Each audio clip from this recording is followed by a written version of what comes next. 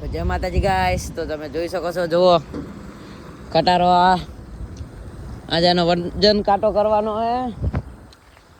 માલ બહુ ઢળાય છે નીચે.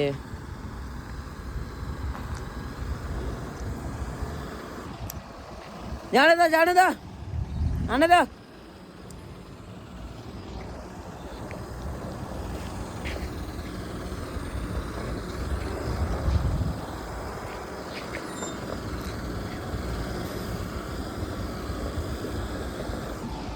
તો સ્વાગત છે તમારું બ્લોગની અંદર.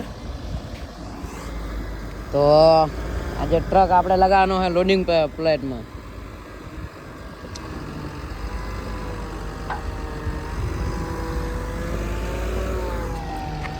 બસ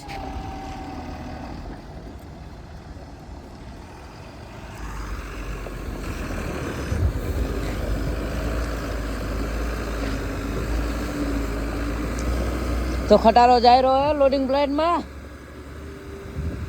जोर लगा के जोर लगा के सीधा सीधा सीधा.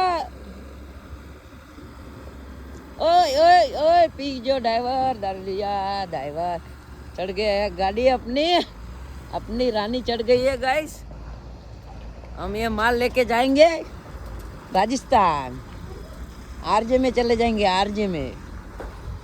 ठीक है, स्टॉप.